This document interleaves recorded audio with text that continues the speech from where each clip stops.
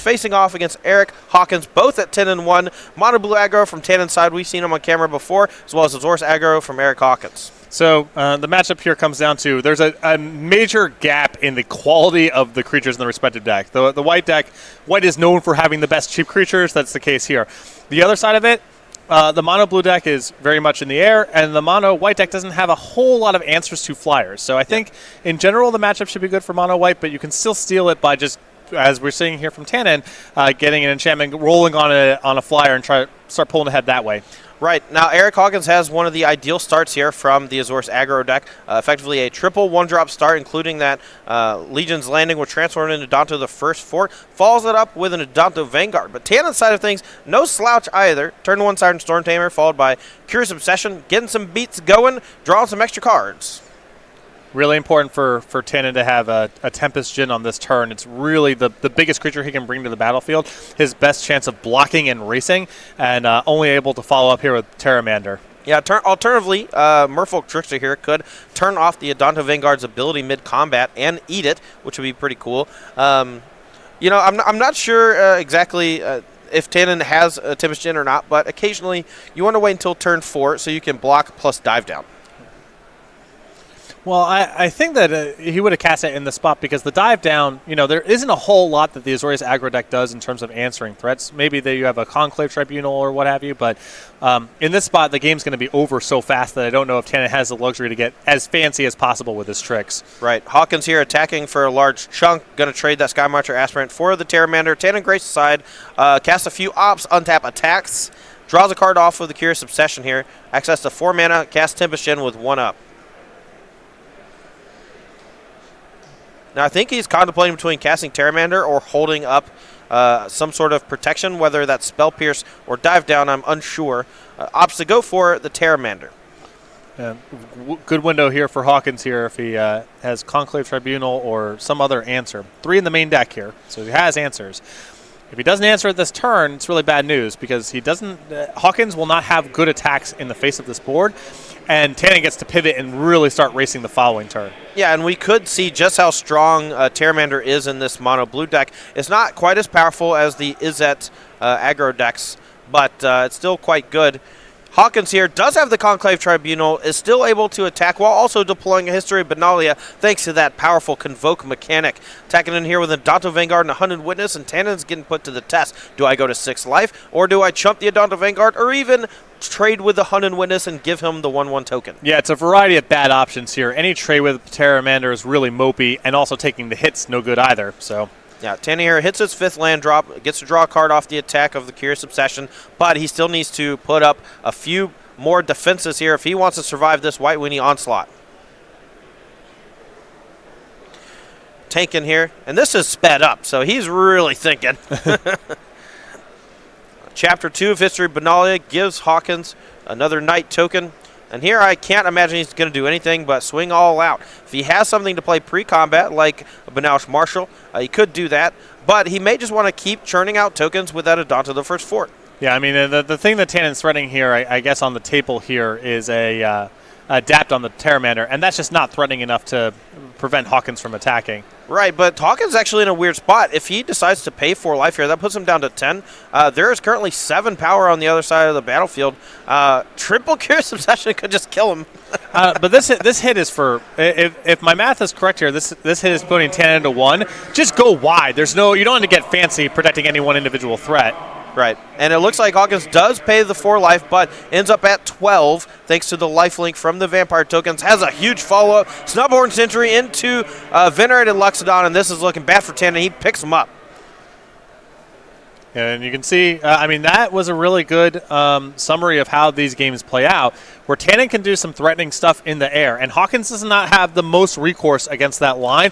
But when you just look pound for pound, how good are the creatures at racing? How good are they in combat against one another? And at what mana costs? Hawkins has a massive edge across the board on that front.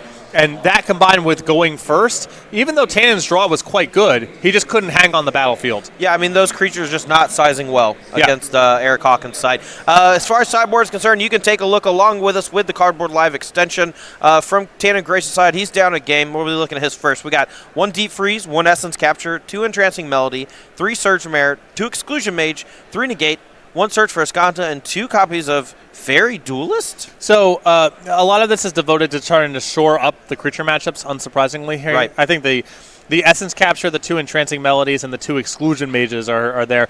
That's a little bit on the light side, I would say, for mono blue aggro. We usually see, or I have at least seen, like kind of looking at decks online, a 3rd Exclusion Mage, a copy of Sleep in the sideboard, something to really turn around the aggro matchups, which can be a little dicey. Tannon's on the lighter side of that. Yeah, and we're going to be looking, I'm assuming, of cutting things like Spell Pierce and Dive Down. Yeah. The anti-spell stuff is, Hawkins' deck is just all creatures. So yeah. From Hawkins' side, not a whole lot to bring in. Could potentially bring in Deputy of Attention and Baffling in.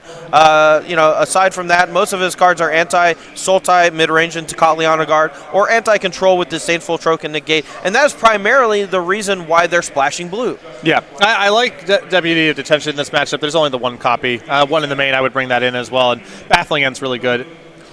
Although it appears that Hawkins here now going to 5 cards.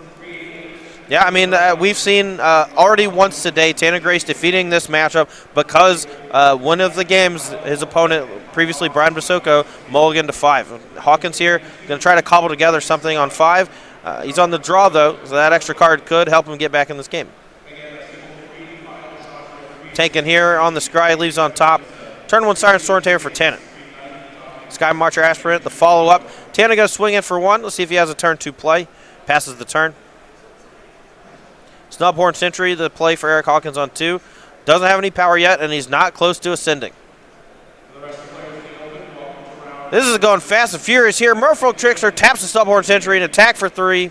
A Fairy Duelist going to eat Sky Marcher Aspirant. You're going to see just how good it is in these post-sideboard games. I mean, this is about how you draw it up here. Yeah, and we are getting close to turning the round. You see, we have sped this up quite a bit. Apologies if it's a little hard to follow. I know I'm running out of breath calling these plays. I can't imagine. Tannon is attacking with flyers, and Hawkins cannot do very much about it. And he can see. Now we're going to game 3. Yeah, great. That was a quick game and one where Hawkins mulliganed to 5, but it's not even clear that would have been good for him, even if he had mulled to 5. That Fairy Duelist just eating a creature. Really strong start from Tannon in that game. So this is, an interesting philosophical choice when you're doing commentary on that's sped up. You can either rapid fire call to action. Cedric Phillips very good at doing that. The other thing that you can do, my preferred path, is slow down. Just sort of call the game in broad strokes and don't try to call every single play because it's just too jarring. I mean, more generalize. Generalize the action. Talk in broad strokes. This is my first time. I think I'm doing okay. You are. I'm trying. You can fight the system. When you're looking at going this fast, it's easy to think that you have to match. And you can go the other way. When they zig, you zag. Right. That's certainly true. Hawkins here going to take a look at his 7. Tannon will do the same. Hawkins going to 6.